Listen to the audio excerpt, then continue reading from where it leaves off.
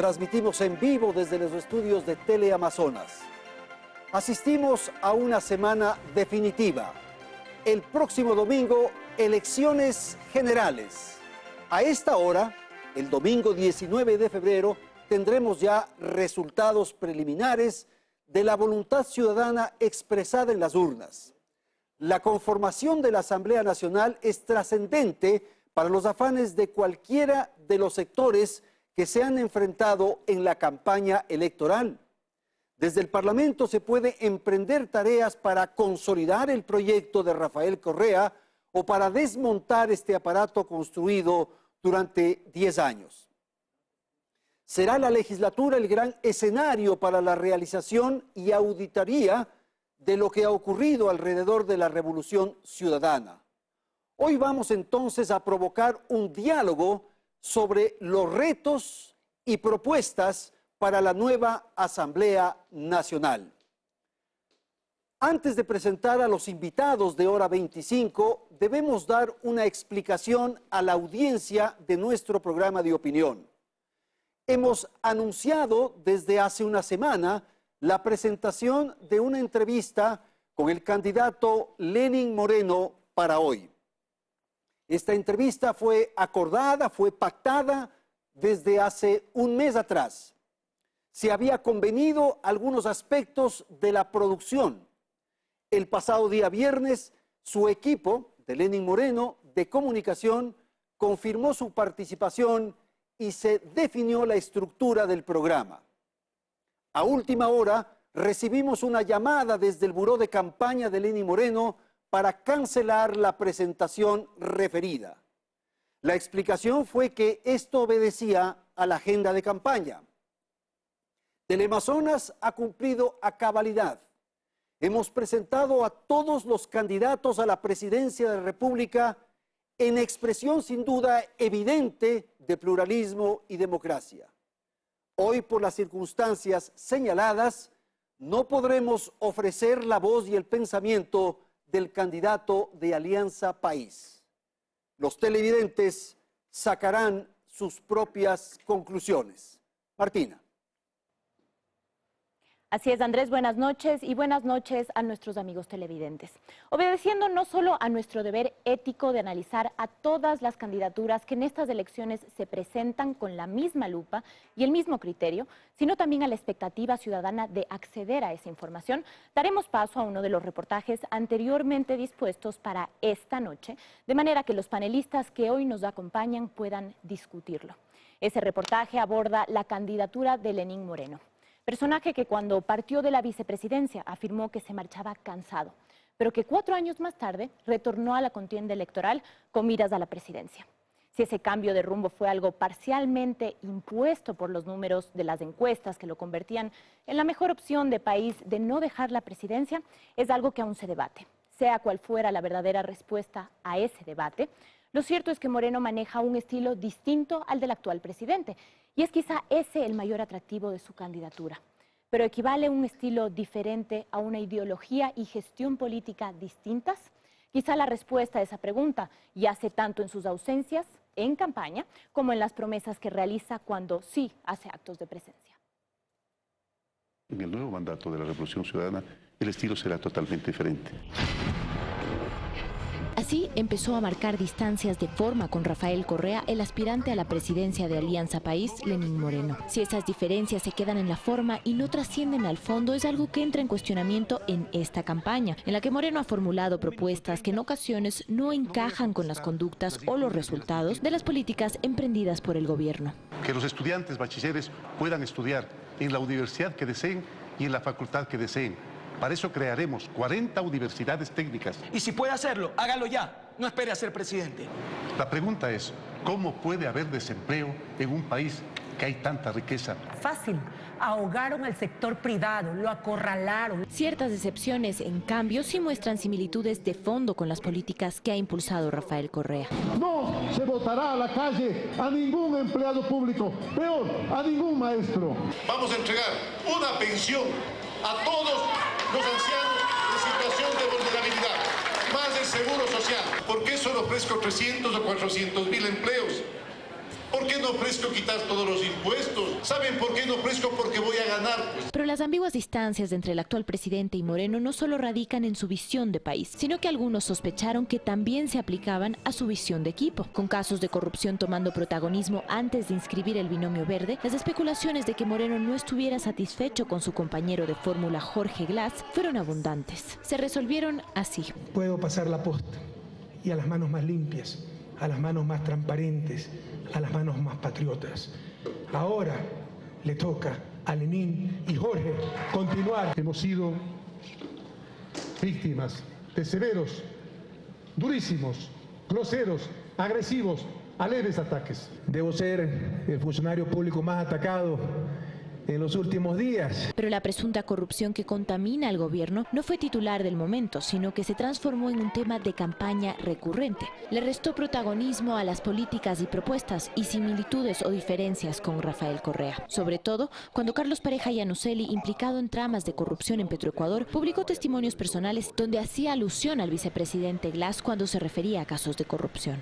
En Petroecuador no se hacía absolutamente nada que no tenga el visto bueno o no haya tenido el visto bueno de Jorge Glass. De que alguna culpabilidad puede haber salido del gobierno, pero no aporta una sola prueba. La Fiscalía tiene que prohibir la salida de Jorge Glass, de Poveda, de Merizalde. Queremos saber qué tiene de verdad la denuncia de Pareja Yanuseli. Con respecto a Jorge Glass, yo pongo mis manos al fuego por Jorge. La persona más honesta que conozco. A la corrupción en Petroecuador se suma la de coimas financiadas por Odebrecht a una lista de funcionarios públicos que, pese a saberse en Perú y Colombia, aún se desconoce en Ecuador. Lista en la que no solo se verían implicados miembros del oficialismo, sino también otras tiendas políticas. ¿Hasta dónde trascenderán estas revelaciones y si Moreno solicitará o no una acción más manifiesta y oportuna de la justicia? Podría convertirse en un nuevo hito que lo marque o desmarque con el estilo que hoy domina la presidencia. Son las 22:08. Vamos a presentar a nuestros panelistas de esta noche. Agradezco la presencia de Rosana Alvarado. Ella es presidenta encargada de la Asamblea Nacional. Agradezco la participación de Diego Salgado, candidato a la Asamblea por el Movimiento Creo. Nos acompaña también Ronald Verdesoto. Ronald Verdesoto es candidato a la Asamblea por el Partido Socialista. Y está aquí en el estudio de Teleamazonas también Gonzalo Ortiz. Gonzalo Ortiz es candidato a la Asamblea por la Izquierda Democrática. Con la explicación formulada respecto a la ausencia de Lenín Moreno, empezamos este panel. Rosana, quisiera empezar con usted, si es tan amable, para pedir una apreciación sobre el tema de la campaña en su conjunto. ¿Cómo ve usted el desarrollo de la misma? Hay quienes señalan que le ha faltado un poco de magia, un poco de ángel a la campaña. ¿Cómo ha visto usted? Gracias, Andrés. Buenas noches. Sí. Un gusto compartir el panel con ustedes. Un saludo, amigos televidentes. Bueno, es una campaña, yo considero que se distingue entre quienes de alguna manera ya gobernaron, ¿sí? Entre un pasado y quienes le apuestan a darle continuidad y darle raíces al proceso de la Revolución Ciudadana. Si es que ha tenido o no ha tenido ángel o ha tenido como algún espíritu esta campaña, yo considero que sí. Creo que es precisamente la candidatura de Lenín Moreno la que le da a esta campaña un matiz especial. Es el único que habla de las propuestas que quiere escuchar la ciudadanía, más allá de los escándalos y de las bombitas con las que han querido manchar la imagen de Lenín Moreno, pues sigue intacta, con una posibilidad inmensa de ya la próxima semana pues ser el virtual presidente de la República, porque esos son los datos que tenemos hasta el final. Considero que ha sido una propuesta que con el plan de toda una vida le ha dado a la gente el motivo por el cual seguir ratificando confianza al proceso de la Revolución Ciudadana. Ok, Diego, su apreciación sobre la campaña. Bueno, nosotros con mucha esperanza, mucha alegría, estamos cambiando del irrespeto al respeto, de la democracia a la libertad, del abuso al cumplir la ley. En fin, estamos sintiendo que el Ecuador empezó a cambiar. Bien se dice, el pasado queda atrás. Faltan 8 días y vamos a ir por un cambio, ese cambio de paz, de tranquilidad, volver los ecuatorianos a ser amigos. Si tenemos que debatir, pues debatamos con opiniones, no con peleas y no mandando órdenes desde una sabatina, ni abusando de los recursos del pueblo. Vamos a ir con un verdadero estadista, una persona que se ha preparado para gobernar y, por supuesto, con un equipo absolutamente transparente y honesto para que el Ecuador vuelva a tener esa alegría y, por supuesto, trabajo. Gonzalo, una de las características de este último tramo de la campaña han sido las denuncias de corrupción. ¿Qué hay alrededor de eso? ¿Qué significa eso? ¿Cómo entender, en fin, su reflexión sobre el asunto? Yo creo que esta explosión de denuncias, veíamos hace un momento en el noticiero que Corea del Norte ha lanzado un misil balístico. La corrupción destapada de este gobierno es un misil a la línea de flotación de la candidatura de Lenín Moreno. Y por eso no da la cara, por eso no ha venido esta noche. Por eso es que pierde votos cada vez que habla y entonces le han aconsejado que no se presente esta noche. Ya es hora de cambiar, ya basta de tanto abuso, de tanta corrupción, basta de creernos a todos tontos, que no podemos entender cómo en Colombia y en Perú ya se conocen, y en Panamá y en Puerto Rico y en República Dominicana, las listas de los corruptos, y aquí nadie sabe nada. El presidente de la República, que tanto sabe de todo, que opina de todo, que, como decía el pájaro Febres hoy día en El Universo, es un hombre que está encima de toda la sabiduría humana, no haya sabido que estaban robando y en esas cantidades.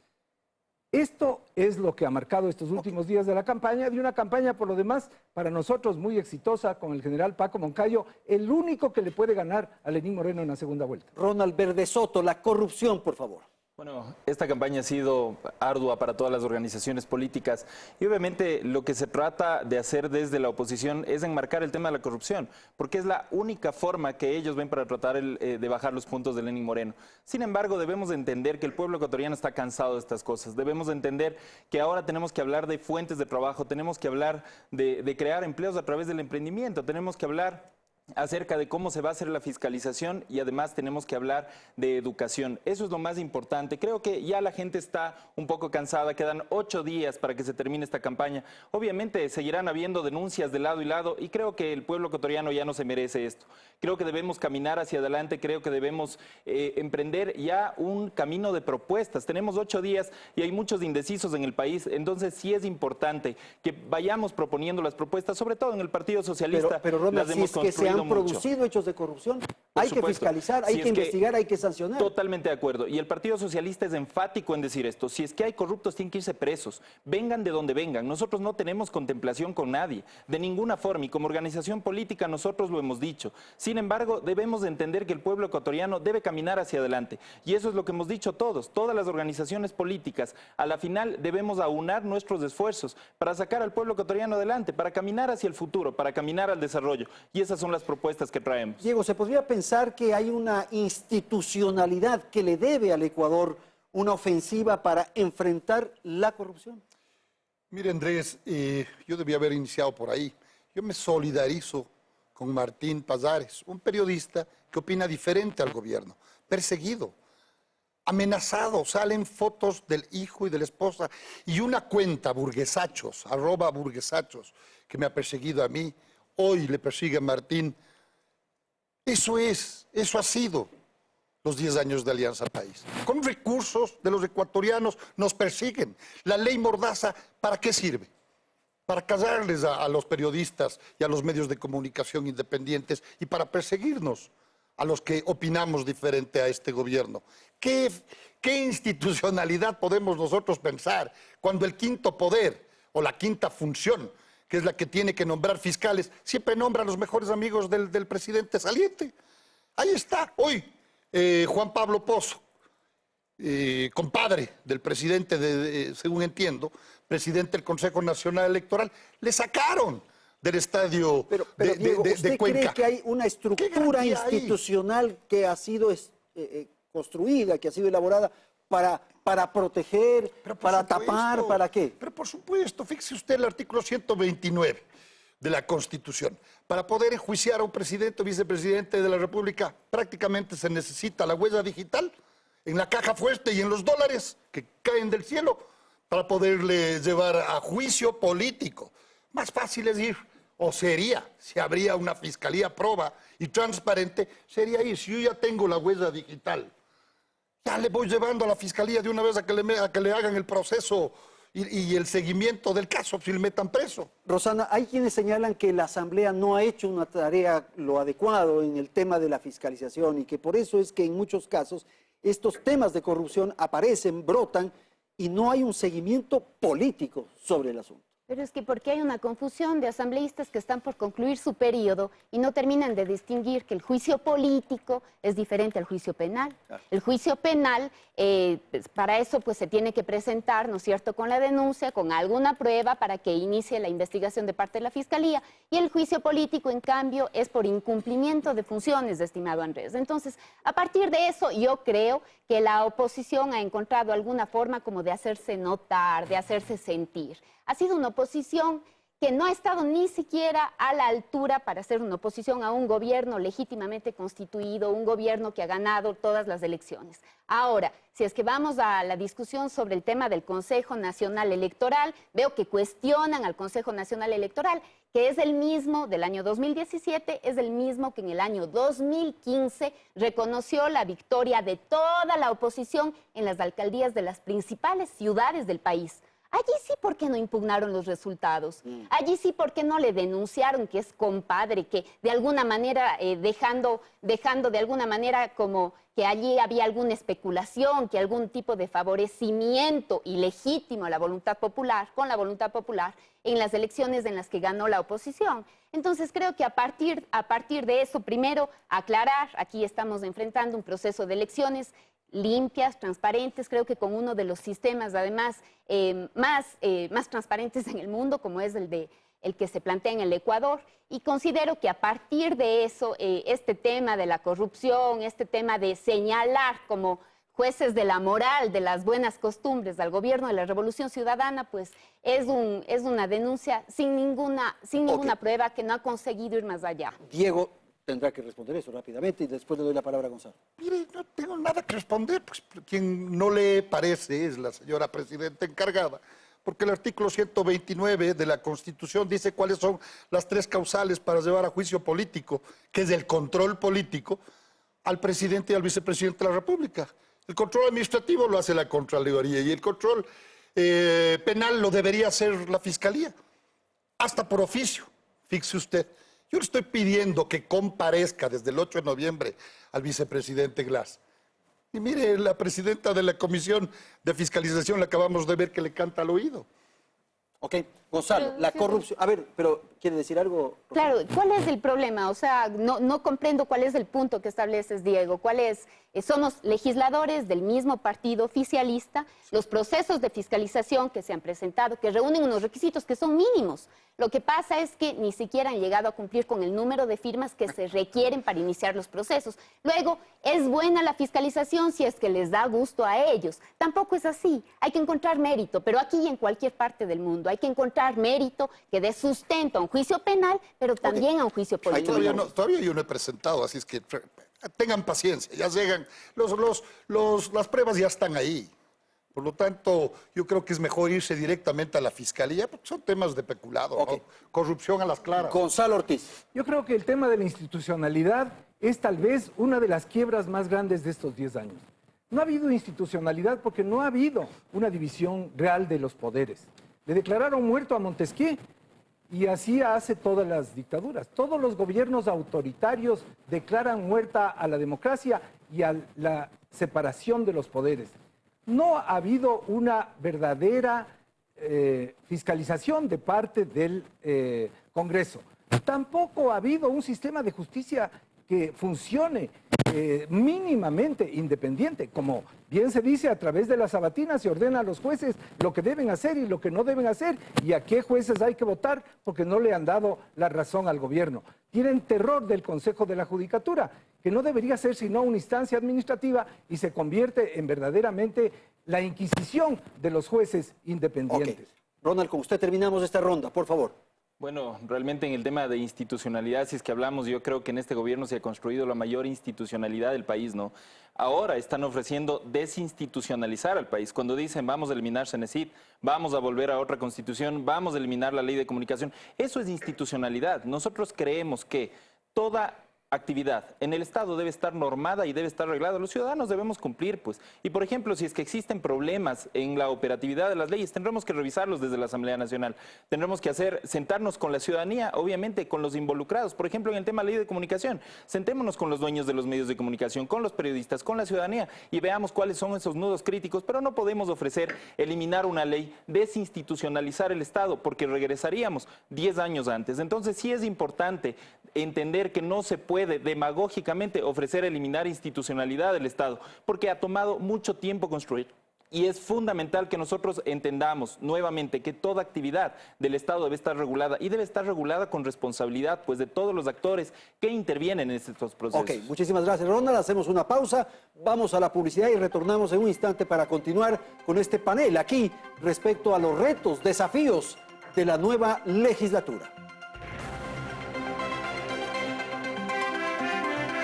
Sigue Hora 25 y revisa nuestros contenidos adicionales en www.teleamazonas.com/hora25es o en nuestro Twitter, @hora25es.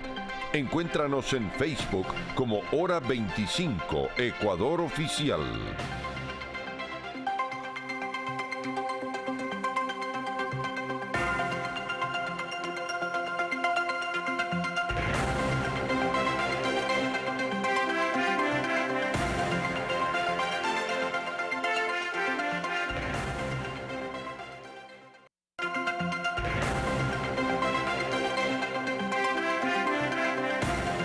Continuamos en vivo aquí desde los estudios de Teleamazonas con el programa Hora 25. Son las 22 horas 25 minutos. Para aquellas personas que se han integrado ahora a la señal de nuestro canal, simplemente señalar que estaba programado hoy la presencia de Lenín Moreno, candidato a la presidencia de la República. Sin embargo, por razones de agenda, según explicaron en el buró de campaña, esta presencia de Lenín Moreno fue suspendida. Esta explicación para efectos, de atender a aquellos televidentes que ahora se integran a nuestra señal. Martina. Así es, Andrés, y siguiendo con el formato que teníamos previsto para este espacio, es momento de analizar algunas de las propuestas más populares que realiza el binomio de Alianza País, camino a Carondelet, y que la oposición critica, sobre todo por no haberlas implementado en la última década. La fórmula oficialista propone reforzar el combate a la malnutrición infantil con acompañamiento personalizado a cada niño. Quienes cuestionan la viabilidad de esa promesa consideran que la disminución de la malnutrición crónica infantil es una deuda del actual gobierno que debió combatirse mejor durante su gestión, pues entre el 2006 y el 2014 se redujo el índice de desnutrición infantil en apenas el 1,7%. Cuando entre el 98 y el 2006 la malnutrición infantil se redujo en un 8,9% según cifras del INEC. Lenín Moreno también promete aumentar el bono de desarrollo humano de $50 hasta 150 de acuerdo a la condición de vulnerabilidad de las personas, mientras se garantiza su seguridad social. Críticos opinan que el solo hecho de garantizar la seguridad social ya representa un reto dado su estado crítico. El Estado no solo le adeuda a este organismo más de 2.500 millones de dólares, sino que se desconoce cuál es el déficit de la seguridad social, que en teoría a la fecha no dispondría del financiamiento necesario para los hijos de afiliados que tienen entre 6 y 8 años de edad. El candidato de País también propone que los estudiantes puedan estudiar en la universidad y facultad que deseen. Y para lograrlo dice que creará 40 universidades técnicas. Algunos consideran que esa propuesta es contradictoria a la política de creación de universidades que ha manejado el oficialismo y que además ha impulsado el examen ENES para las universidades. Alianza País propone impulsar también la política industrial para que en el 2025 se creen 250.000 empleos adicionales. Sin embargo, el número de personas que necesitan empleo o necesitarían empleo en el 2025 sería superior. En primera instancia, la población económicamente activa del país ha crecido en promedio en 186.000 personas al año entre el 2007 y el 2016. Esas personas requerirían de una plaza de trabajo anual. A esa cifra debería sumarse los 4.630 millones de personas que no tienen empleo adecuado actualmente. Finalmente, se habla de generar 10.000 millones de aporte positivo a la balanza comercial, accionados por una inversión consolidada de más de 13.000 millones. Pero expertos en la materia señalan que para generar un aporte positivo en las exportaciones, si a eso se refiere el binomio de Alianza País con esta primera parte de la propuesta, es necesario diversificar los mercados extranjeros, así como la producción nacional que se envía a los mismos. ¿Cómo diversificaremos esos mercados si el país está fuera de alianzas estratégicas como la del Pacífico y no tiene un acuerdo comercial con su principal comprador, que es Estados Unidos? Por otra parte, surge la duda de si la inversión consolidada de más de 13.000 millones mencionada sería adicional o no a la ya existente. Eso puesto que de tratarse de una cifra total de inversión, esos 13.000 millones estarían muy por debajo de los 26.360 millones de inversión que tuvo el país en el 2016.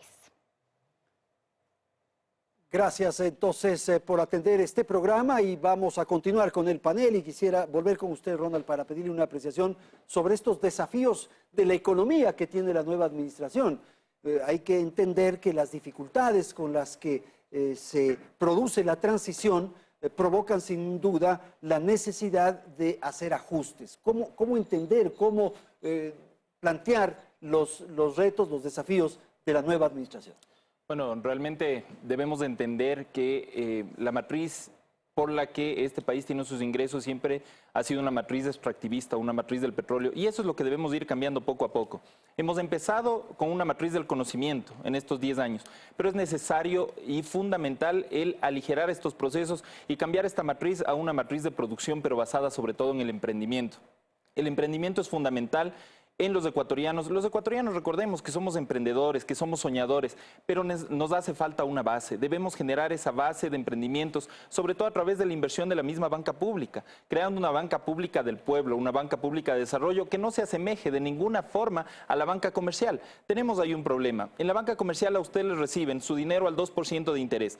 Cuando usted necesita, le prestan al 16% de interés. Y lo más terrible es que al microcrédito, a la persona que menos tiene, al agricultor, al artesano, le prestan al 30% de interés. Gracias, en el microcrédito. Gonzalo Ortiz. La economía está destrozada y eso se nota en la campaña electoral. ¿Cuál es el eco que oímos en todas las esquinas de las calles por las que pasamos? No hay trabajo, señor, no hay trabajo. Mis 5 hijos están sin trabajo. O esta misma tarde no pudieron entrar a la universidad. Esas señoritas que están allí son mis hijas y no pudieron entrar a la universidad. Hay un problema serio en el Ecuador que tiene que ser resuelto y solo puede ser resuelto por un verdadero estratega como Paco Moncayo. Juntos vamos a estar mejor si es que ponemos todos nuestros esfuerzos para salir de esta división constante, de este ataque permanente a los que no pensamos como piensa el gobernante autoritario que nos maneja, que quiere manejarnos desde la concepción hasta la tumba.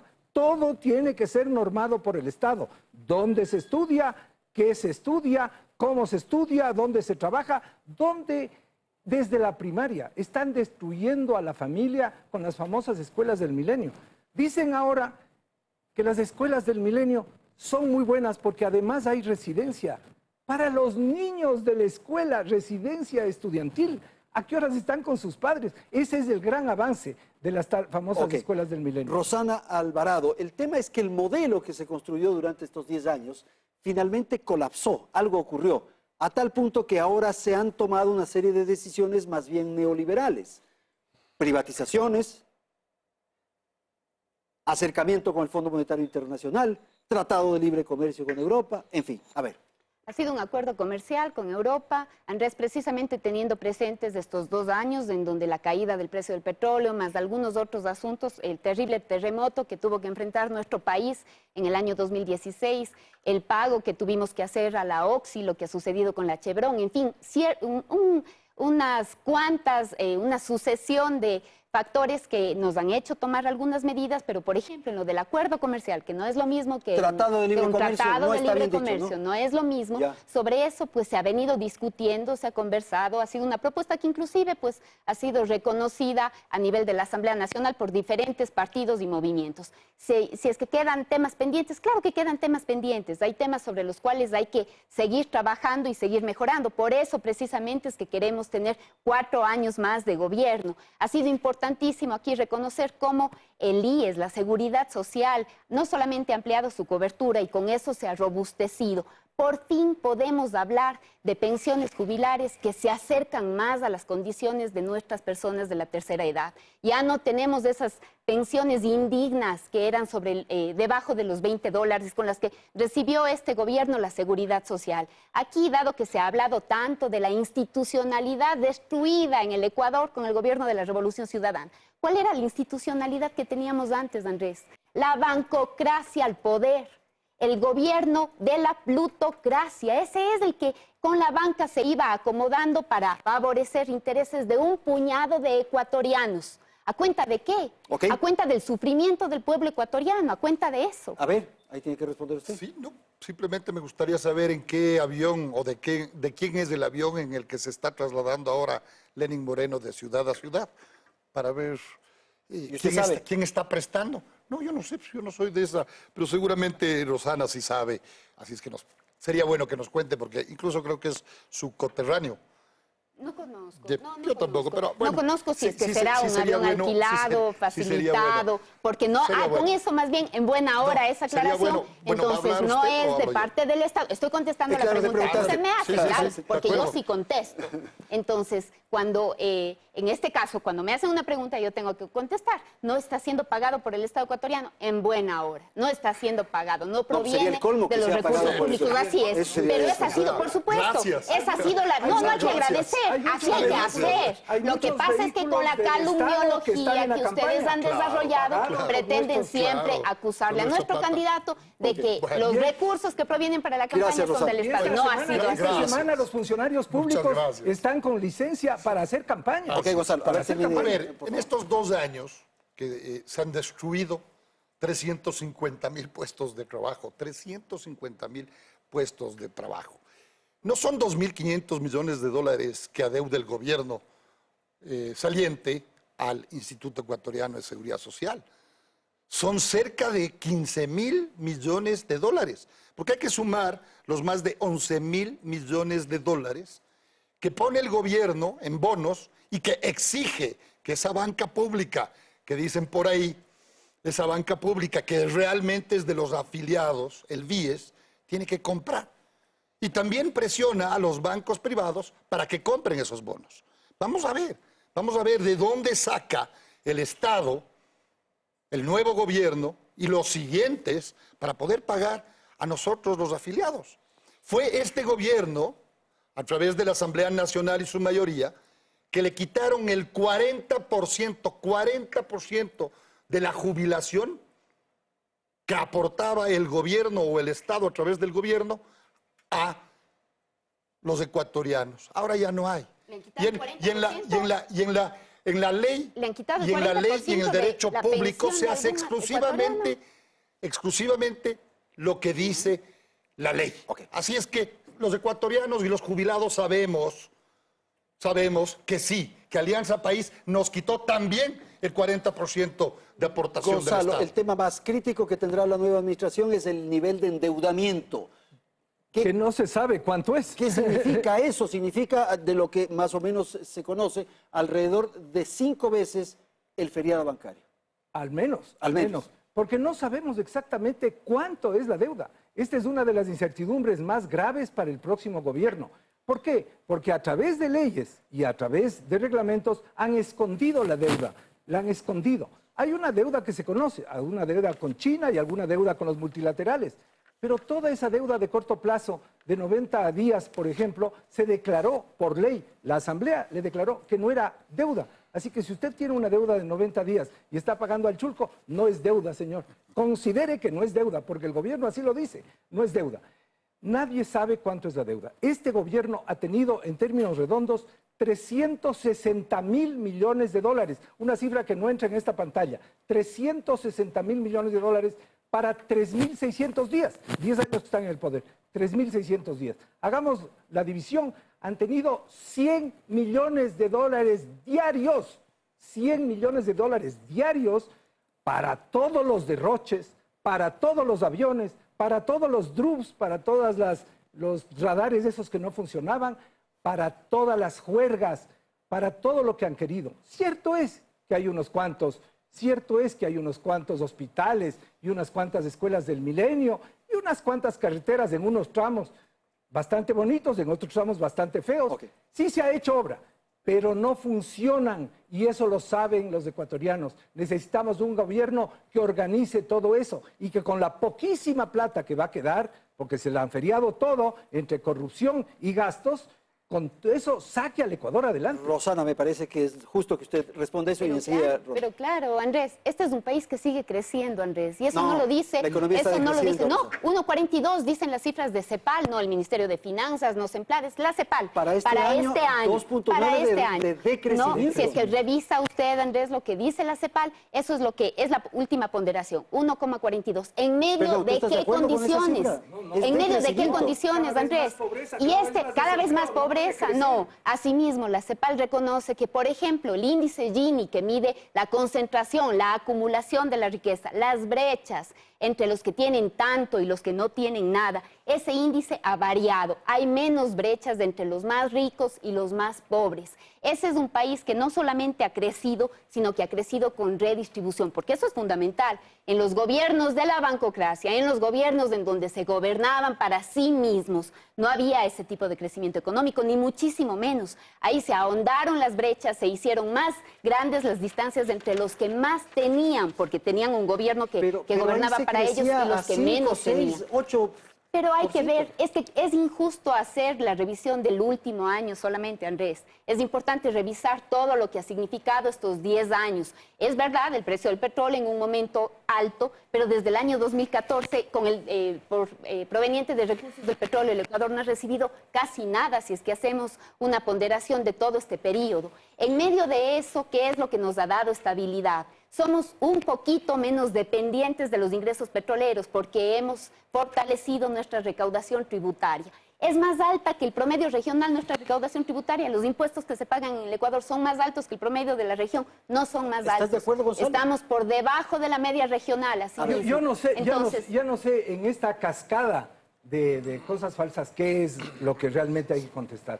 Pero lo que es cierto es lo que ustedes saben. Queridos ecuatorianos y ecuatorianas que nos ven, ustedes saben que no hay empleo, que no es ese país de jauja que nos pinta Roxana, que no es ese país maravilloso que crece. Si creciera, hubiera menos desempleo, ¿no es cierto? Si creciera, ustedes podrían tener un mejor nivel de vida. Hay algunos que ciertamente llegó algo de esa plata, de esa inmensa cantidad que les decía, algo goteó, ¿no es cierto? Algo pudieron avanzar. Pero el gran problema es que ahora están retrocediendo más rápido de lo que avanzaron antes. Por eso es su desesperación. Tengo que dar la palabra a Ronald, por favor. Mi querido Andrés, bueno, seguimos, como yo dije al inicio, solo hablando de cosas malas, hablando de en qué avión irá. Sí, todos van en avión y todos los candidatos a la presidencia de la República tienen aviones privados, se movilizan y todas las cosas. El pueblo ecuatoriano no quiere escuchar eso, Andrés. Vamos, creo que a entender el tema de las propuestas. Que existe un tema económico complicado para el país, existe, pues el precio del petróleo bajó y nuestra matriz está basada en el petróleo. Pero igual, pongamos el ejemplo, un padre de familia, cuando viene una recesión tiene que endeudarse y esa deuda, buena o mala en este momento, es la que tiene que sacar a flote las relaciones económicas del país. Obviamente tendremos que seguir construyendo adelante para que la situación mejore, para que vayamos cambiando y sobre todo cambiando esa matriz de empleos, de esa matriz de emprendimientos, de esa matriz de educación. No podemos hablar de que se han eliminado los empleos, 350.000 empleos, decíamos hace un momento, cuando los principales aliados de estos candidatos son los alcaldes que todos los días le dan palo al pueblo ecuatoriano, a ese vendedor informal, a ese vendedor de los mercados, a esa gente del día a día, a esa gente del pueblo, es la más maltratada. Gracias, Diego. Somos menos dependientes del petróleo. Eso quisiera preguntarle a Capaya, al señor Glass, a ver si es verdad. Porque, claro, gracias al petróleo ecuatoriano. Te comunicas con prófugos, ¿no? Tenemos con prófugos de crimen organizado. En buena hora esa comunicación. Del gabinete de ustedes. Sería interesante que te den una vez toda la información. Del gabinete, que aportes con eso en la investigación. 9 años y medio de revolucionarios. Se comunica con Capaya. 9 años y medio de revolucionarios. Capaya fue gerente de Petroecuador, fue ministro de hidrocarburos, ¿no es cierto? Y es el que dice que nada se hacía si es que el señor Glass no autorizaba. Un prófugo de crimen organizado. Así es, porque le dejaron ir. Porque el fiscal le dejó ir. Le dejamos ir. El fiscal le dejó ir. Y está con orden de captura internacional. El fiscal, que también fue ministro del gabinete de ustedes y primo o pariente del presidente saliente, es el que le dejó ir. Primo del presidente. No sé, pariente. Equivocado, completamente. El pueblo quiere transparencia, quiere honestidad, quiere saber cuánto deben, Gonzalo. ¿Cuánto mismo debe el gobierno saliente al pueblo ecuatoriano? El prófugo les más o menos 15.000 millones de dólares al IES. Han dicho, esos mismos, que estamos cerca ya a los 40.000 millones. Como mienten, debemos haber pasado y superado los 40.000 millones de dólares. Si el pueblo ecuatoriano pide a gritos empleo, el propio candidato oficialista está ofreciendo pues empleo. El propio candidato, fíjate, dice que él sí va a dejar que los estudiantes escojan dónde estudiar y qué estudiar. Por eso decimos nosotros que hay que botar al tacho de la basura la CENESID. Porque no puede ser un burócrata el que te diga, oye, tienes que estudiar esto, otro. Y además, si vives en Quito, te va a estudiar en Manta. No funciona así. Y el propio Lenín Moreno lo está aceptando. Así es que diversificar los mercados extranjeros. Ya se dieron cuenta que Venezuela, aparte de deuda, ATAME, que es aerolínea ecuatoriana, no puede comprar nada, porque no tienen plata ni para esos. Y los ecuatorianos se dieron cuenta que no queremos ser Venezuela. Queremos mejores amigos que puedan comprar nuestros productos. Ronald, nuevamente tú Sí, realmente no podemos seguir hablando de desinstitucionalización del Estado. No es oferta pues de campaña eliminar instituciones como la CENESID. Sí debemos de entender que con la Ley de Educación Superior se hicieron cosas buenas, como por ejemplo eliminar esas universidades de garage que vendían títulos de abogados y hasta de médicos. Se articularon mallas curriculares. Hubo errores, por ejemplo, no se articuló bien con la Ley de Educación Intercultural y por eso nosotros proponemos hacer una sola ley de educación en el Estado ecuatoriano, que vaya desde la educación inicial, pase por la educación básica y bachillerato, llegue a la educación superior, pero con 2 aditamentos muy fuertes: crear la educación superior de 4º nivel gratuita para los ecuatorianos. Eso es fundamental, porque ahora a usted le exigen que tenga el 4º nivel. Yo fui profesor universitario y a mí me exigían 4º nivel para poder dar clases. Entonces el Estado debe garantizar. ¿Por qué? Porque en el Estado ecuatoriano, cuando uno llega ya al 3er nivel, uno se descuida pues del tema de educación porque ya adquiere otras responsabilidades familiares, ya se compra una casa, ya quiere adquirir un vehículo y deja de lado el tema de la educación. Y si a usted le exigen el tema del 4º nivel, vemos esa educación gratuita.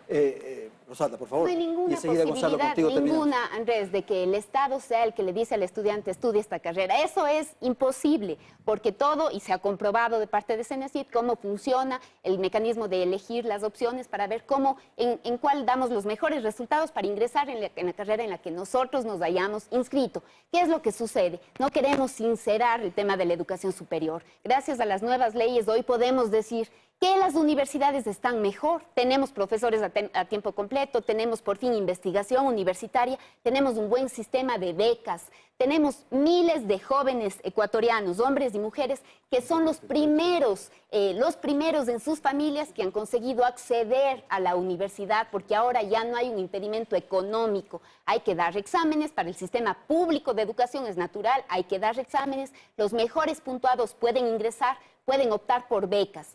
Luego, este no es el país que se está destruyendo. Si es que este fuera un país que se estuviera destruyendo, que sería así tan apocalíptico, tan catastrófico como aquí señalan algunos, no estarían peleando por recién el 2º lugar. Lenín Moreno está primero y la próxima semana sabemos ya que es el triunfador de nuestras elecciones. Están ofreciendo bajar deudas, entregar casas. Así pasó cuando Barrera también iba primero.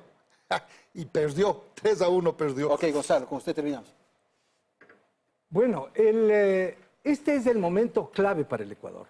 Hemos vivido 10 años en que hubo unos sueños de una patria mejor, de una democracia mejor, de un mejor funcionamiento de la economía, pero este es el momento en que esos sueños se han derrumbado. La gente sabe, y por eso es que está indecisa. Yo le digo al votante de País, al votante de la 35, ¿van a votar por Jorge Glas? ¿Les va a dar su conciencia para votar a una persona que está señalada con esos actos de corrupción?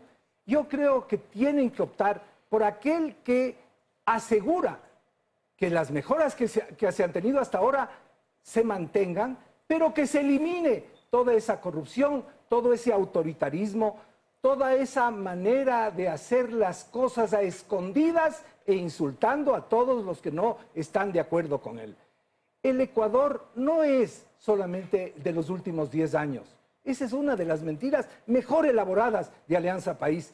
El Ecuador de antes era vergonzoso, terrible, daba vergüenza ser ecuatorianos. No es verdad. El Ecuador ha sido construido por los mejores hombres y mujeres a lo largo de la historia y tenemos que seguir adelante. Muchas gracias. Y eso con Paco Moncayo. Volvemos en un instante aquí en Hora 25.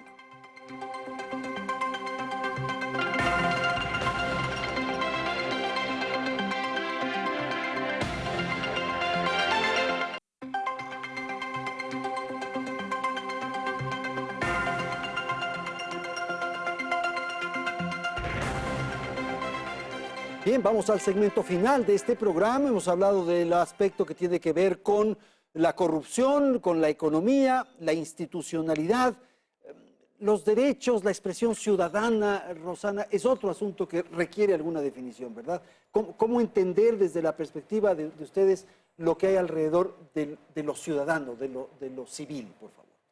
De la garantía de los derechos. Los derechos, claro. Que sin duda en eso yo creo que estamos hablando de la década ganada y más todavía con la propuesta que se viene, la de Lenin, del plan para toda una vida. Una mamá que sepa que puede ser atendida en el sistema público de salud, que si por cualquier razón ese sistema público de salud no se alcanza, puede ser derivada al sistema privado de salud, porque ese es también el convenio que tenemos con el IES, Red Pública y Red Privada de Salud, que sabe que el derecho de ella, de su hijo, de su hija que está por nacer, están garantizados. La atención a una infancia plena, libre, con las posibilidades de acceder a las escuelas del milenio, de tener garantizado inclusive el desayuno escolar, que no cuesten más las matrículas, que el tema de los útiles escolares pues les lleguen a tiempo, con buenos profesores capacitados. Esas son las libertades que se defienden y que no se defienden desde el gobierno del libre mercado, desde el gobierno de la banca, desde el gobierno que permitió con Mauad la fuga de los Isaías cuando le estafaron al Ecuador y que ahora pues aparecen como los mecenas de un delincuente prófugo de crimen organizado como es Capaya, que parece pues la fuente de información de algunos candidatos. No, Capaya ha sido 9 años miembro del gabinete importante revolucionario del fugado socialismo en el gobierno de los banqueros. Fugado con en el gobierno de los banqueros. A esos Isaías en donde el señor presidente saliente ha ido a pedir platita para que le ayuden. Aquí está un joven, aquí está uno de los estudiantes del Central Técnico. David Castro está aquí conmigo. Ha sido de Así venir se con barras, defienden no me han dicho. los derechos humanos, tratando a estos jóvenes estudiantes de terroristas por defender el nombre de su colegio, el Central Técnico. Así defienden. Hay que preguntarles a los 10 de Luluncoto, etcétera, etcétera, etcétera. Entonces, mire... Hay que preguntarles a los millones de migrantes en Estados Unidos por qué están allá. ¿Quién les mandó? ¿Quién les expulsó allá? Fíjate, ¿quién habla? ¿Quién propone el pacto ético? Son tan éticos y les ha ido tan mal que ni siquiera están haciendo campaña. Fíjate, casaditos están. Presidente saliente anda buscando y ofreciendo una serie de cosas, condonación de deudas, una serie de cosas. El señor ya está cansado, creo yo, y es bueno que ya se vaya. Consulta popular, los del pacto ético. Tenemos la posibilidad. Yo sí le pediría a la señora presidenta de la Asamblea que convoque al señor vicepresidente Glas. De acuerdo al artículo 233, los funcionarios públicos somos responsables por acción o por omisión. Por acción, robar. Por omisión, dejar robar. Entonces, si no robó, es bobo. Porque hay 2 gerentes generales de Petroecuador presos. El señor Calvo Piña, que se le caía la plata del techo. El señor Alex Bravo, que dice que se ha hecho plata vendiendo cobijas en la Cálida Esmeraldas. juegan con nosotros, ¿no? Ronald, me parece que el tema de la sociedad es el que no se está expresando. Finalmente, la CONAIE ha sido prácticamente pulverizada, las centrales sindicales, de las cuales los socialistas siempre han estado cercanos, está descompuesta, la Unión Nacional de Educadores está también con un proceso y con una definición ya de liquidación. En fin, o sea, la sociedad, ¿qué pasó en estos 10 años? Bueno, el tema de organizaciones sociales siempre ha existido en el país. Obviamente, el Partido Socialista Ecuatoriano siempre ha sido el representante de esas organizaciones, de la gente de a pie, de las damas de casa, de los agricultores. Y nosotros hemos sido esa voz de la gente que no tiene voz. Obviamente, nosotros hemos sido parte de este proceso y hemos sido críticos en muchas cosas del proceso. Hay que construir y hay que construir siempre hacia adelante. Pero no podemos, pues, no indignarnos al escuchar que antes el Ecuador era bueno, que no nos dejemos de engañar, era bueno, 7 presidentes en 10 años. Yo recuerdo cuando yo era estudiante, solo vivíamos afuera de las clases. Yo estudiaba en el Colegio Mejía, estudiaba en la Universidad Central y vivíamos llenos de gas lacrimógeno. ¿Eso es bueno? Realmente yo no creo. No creo que una crisis bancaria que obligó a los ecuatorianos a migrar, 2 millones de ecuatorianos afuera, familias destruidas, desintegración social, eso no era bueno. Y que me disculpen, pero en estos 10 años se han hecho cosas excelentes. Estoy recorriendo el país y este país ha cambiado fundamentalmente. ¿Hay cosas que profundizar? Sí. ¿Hay cosas que cambiar? Sí. Y lo haremos desde la Asamblea, lo haremos con el Partido Socialista Ecuatoriano, pero no podemos pues entender que nos digan que los 10 años antes del proceso eran buenos. Eso es inexplicable y eso no tiene muchas razón. Gracias, Gonzalo, por favor. Es una falacia tratar de comparar los 10 años anteriores a Correa con lo que ha venido después. Por supuesto que fueron años tremendos para el Ecuador, que llegó a la mayor crisis de la economía en el 99-2000, que llevó a la dolarización. Pero, ecuatorianos, pensemos en cómo estamos ahora, en cómo hay un cúmulo de necesidades que no está siendo respondida, que las organizaciones sociales, lo que preguntaba Andrés, las organizaciones sociales han sido destruidas, sistemáticamente perseguidas, desde el decreto 16 y todas las reformas que han venido. No se permite que la gente se reúna.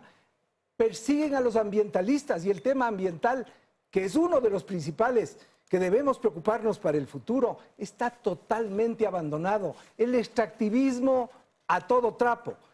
La minería a cielo abierto, adelante. La minería de los chinos, adelante. Y si hay que perseguir a los indígenas, hay que perseguirlos. E incluso al presidente de la organización Schwarz, que ni siquiera estaba en el lugar. No nos dejemos engañar. Este discurso de la revolución ciudadana ha sido solo un discurso. Este es el momento en que tú que pensabas que podías construir una mejor patria, lo hagas. Con Paco Moncayo, juntos estaremos mejor. Vamos a terminar, tenemos 1 minuto cada uno. Las propuestas, Ronald, si usted puede resumir las 3 propuestas fundamentales en 1 minuto. Bueno, la propuesta fundamental del Partido Socialista se enmarca, primero, en el tema de empleo a través de los emprendimientos con crédito barato desde la banca pública. La segunda es un tema de educación, pero sobre todo la educación técnica tecnológica, ¿no es cierto? Que vaya a todas las provincias y que se pueda articular para generar con educación estos emprendimientos, enseñarle a la gente a emprender, a construir sus sueños desde la educación para que después sea financiada por la banca pública. Y después crear un estado de prevención importante, formar en valores a nuestros niños. Y no se olviden, el 2017, voten todo 17, eso es importante. Rosana, las 2 o 3 propuestas rapidito que usted cree que debe asumir su movimiento. Usted no es candidata, yo sé. Bueno, claro. sí, yo no soy candidata, pero considero que la propuesta de Lenin, el plan para toda una vida, ¿sí?, en el que desde el inicio tenemos la conciencia de que el Estado tiene que proteger al ser humano, no a las empresas, no a la fuga de capitales, no a aquellos que gobernaron para sus propios bolsillos, no a la bancocracia, ni a quienes ya gobernaron, reprimieron, torturaron, desaparecieron. Para ellos el Ecuador tiene que actuar con memoria, tiene que responderles. La propuesta de Lenin es el plan toda una vida, vivienda, educación, educación universitaria, educación técnica en un país donde todavía nos hace falta tanto por descubrir y por desarrollar. La vivienda, que sigue siendo un tema necesario, un derecho todavía no satisfecho, ese es uno de los programas principales. Y con la generación de vivienda, planes de vivienda social, más empleo para el Ecuador. Diego, 30 segundos, estoy sobre el tiempo. Le vamos a poner corazón, le estamos poniendo mucha alegría, la esperanza regresó porque vamos a cambiar el domingo 19 de febrero. Vamos a votar por el cambio.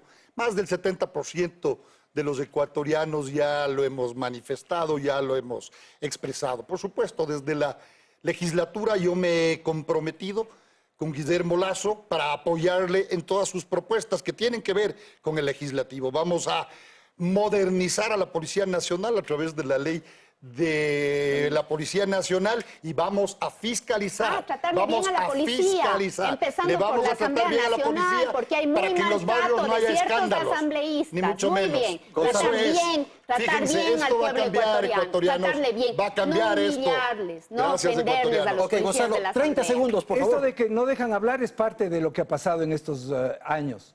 Tenemos que poder hablar, tenemos que poder disentir, tenemos que poder construir. Ya basta de prepotencia, de abuso, de cortarnos la palabra. Ya basta, Rosana Alvarado. Yo tengo que cortar la Vamos palabra. adelante con Paco Moncayo, vamos a crear empleo, vamos a dar educación. Él lo sabe hacer, un hombre honesto y probado. Muchísimas Vamos gracias. con él. Gracias a Rosana Alvarado, Diego Salgado, Ronald Berresoto y Gonzalo Ortiz. Gracias a ustedes. Felicidades. No olvide, el domingo a votar.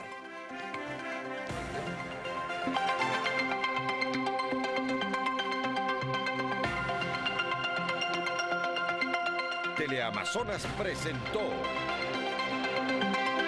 Hora 25.